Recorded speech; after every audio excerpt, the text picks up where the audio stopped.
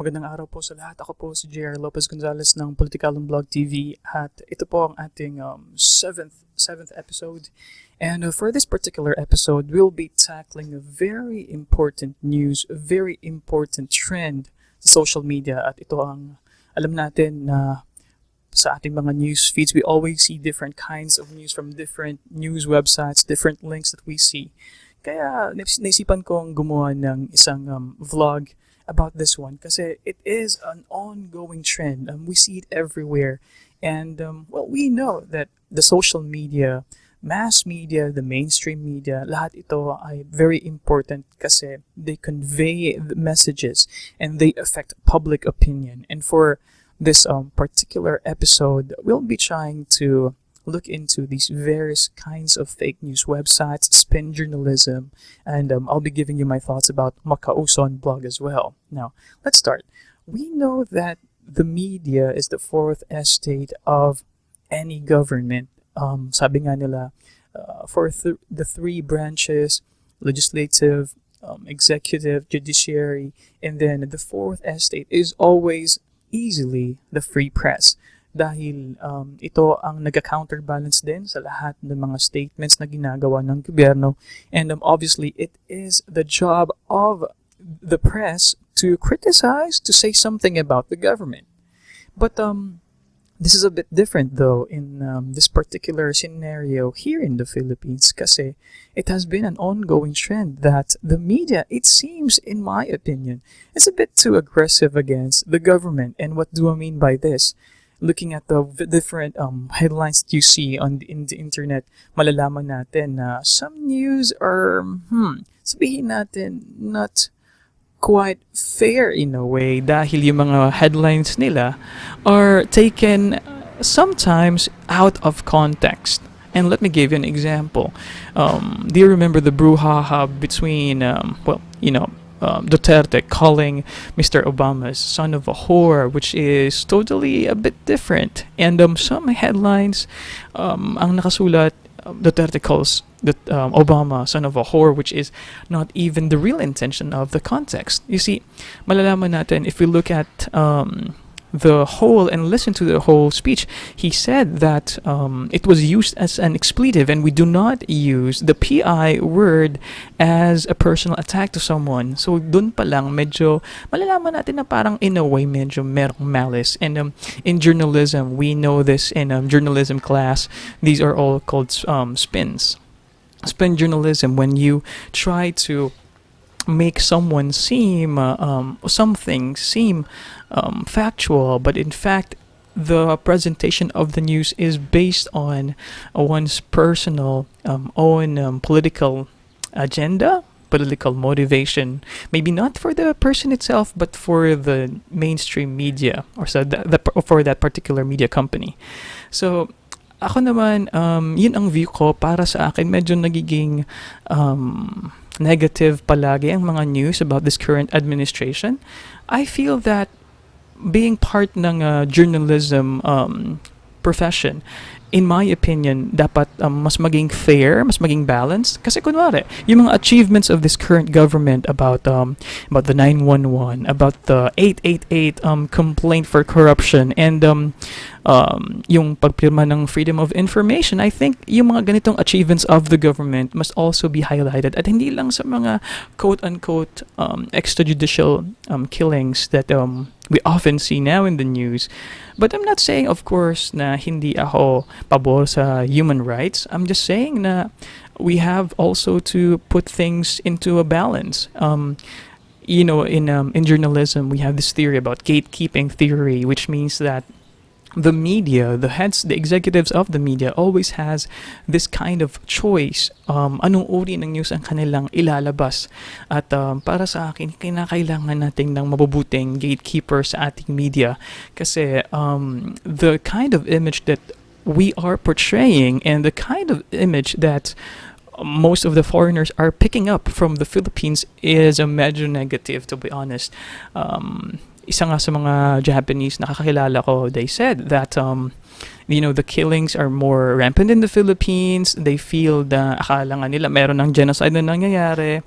I think we can also say this in a way kasi for a fact kasi yung mga foreign media, yung European media, British media would have and put it up in their headlines na serial killings, death, and in part, we have to say na yung mga nagtitip off ng mga locals, partly to blame for this one. Because as part of being good gatekeepers of the news, we have to also show the nuances of our own culture and language, which I feel this was not, shown in the recent news na tinitip off nila sa foreign media. So yun ang isa sa mga issues ko with the current situation ng mass media. And please do not get me wrong, I am a .com writer. I'm a contributor for these news websites as well, for all the major news websites here in the Philippines. So I have no axe to grind here. I'm just saying my thoughts at sa aking palagay kinakailangan natin sa ating media na pagpinuhin, i-verify ng mabuti yung mga information. Kasi nga katulad ng sinabi ko, it shapes public opinion and kinakailangan natin na maging fair sa ating pagdala ng mga balita. Now, isa pang popular trend ngayon ang fake news, which is very popular na. Nakita natin iba't ibang mga links na sinashare malamang ng ating kaibigan and probably naging biktima ka na rin, you, my viewer, sa mga links na ito. At isa din naging common yung, I think 2 weeks ago, yung FB deadline daw na according to a lawyer, you have to post a status in your Facebook timeline saying that you are not allowing Facebook or any other entity to copy or maybe get some information from Facebook, which turned out obviously to be a hoax. So marami ding naloko ng mga yon. So yung proliferation ng mga fake news, grabe na talaga sa panahon na ito. Kaya in part, we can say na nagiging reason din and for us to blame ay yung mga tao, yung mga gullible, mga madaling malokong mga tao dahil hindi na nila tinitingnan ang mga news na ito, hindi nila verify, hindi nila sinusuri. At kinakailangan natin gawin ito dahil nga sa sobrang dami ng information, bumaba ng information, madalas sa atin hindi na alam kung anong tama at mali at kinakailangan nating i-verify. Madali lang naman yan. Go to a browser, to a search engine, and then just type the information and then verify. Try to compare different headlines. And this is the particular advice that I have given to FEU grad students last week when they interviewed me about social media. And this is the same thing that I would like to share to you sa mga viewers natin na kinakailangan natin maging mapanuri. Hindi kesyo nababasa natin sa Facebook, sa ating feed, tama na agad yun. And speaking of posted articles sa ating newsfeed, let's tackle also very, very controversial blog. And it's the Mocha Uson blog. And siguro naman alam natin, kilala natin si Mocha by now, hopefully. Kung hindi ka nakatira sa isang kuweba, si Mocha Uson ay dating sexy dancer, meron siyang sex advice sa kanyang blog. But pagkatapos ng election, before pa ng eleksyon, nakita natin na there has been like a switch, a transformation of Mocha Uson's blog from a sex advice column to a politically charged blog. And for that, I applaud her.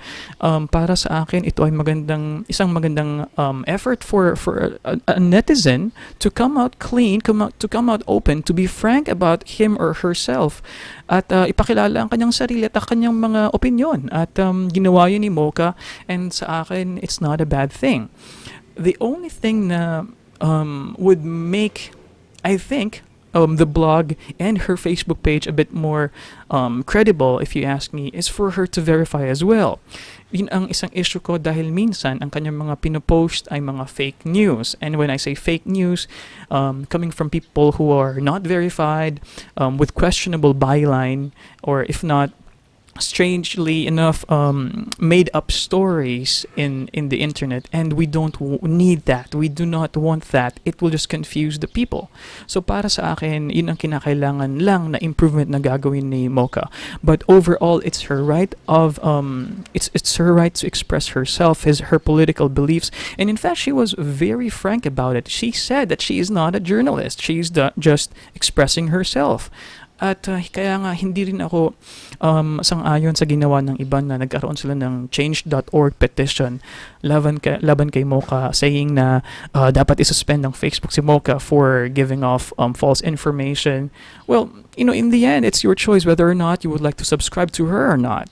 So hindi pareho yung kanyang opinion sa'yo, then hindi mo siya matolerate, then you ask for her suspension. That's not how it is here. Right? So, yun yung opinion ko about sa Mocha Oson blog.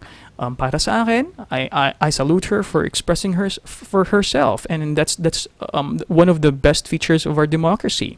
And we have the best, well, not maybe for the best, maybe a bit questionable for that word to be used to describe the press, but definitely ang press ng Pilipinas isa sa mga pinakamalaya. So yun yung opinion ko, at ang dapat nating gawin in order to combat fake news is of course to verify. We should encourage critical thinking. Lahat tayo, netizens ng Pilipinas, we have to make sure we have to verify and search first before sharing something. Kasi nga, naloko tayo, at pag sinishare natin, parang inawin na naloko na rin tayo ng iba. So, critical thinking po ang kailangan, and I know that it will be a long shot, pero kailangan natin gawin yan.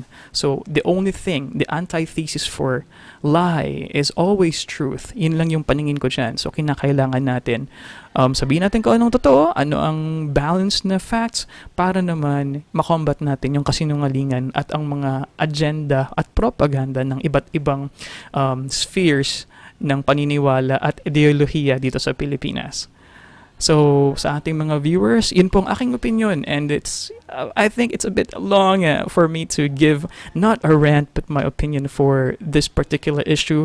Kayo po, mga viewers ko, ano yung opinion ninyo sa fake news na naglilipan na sa ating mga newsfeed? Anong opinion nyo sa mga recent blogs and trends? So, if you have your opinions, please type it down sa comment section natin. For some of my social media accounts, please view these may mga links naman akong nilagay for my blog, for my Twitter, for the Facebook page, for the Politicalum blog as well. At maraming salamat po sa inyo.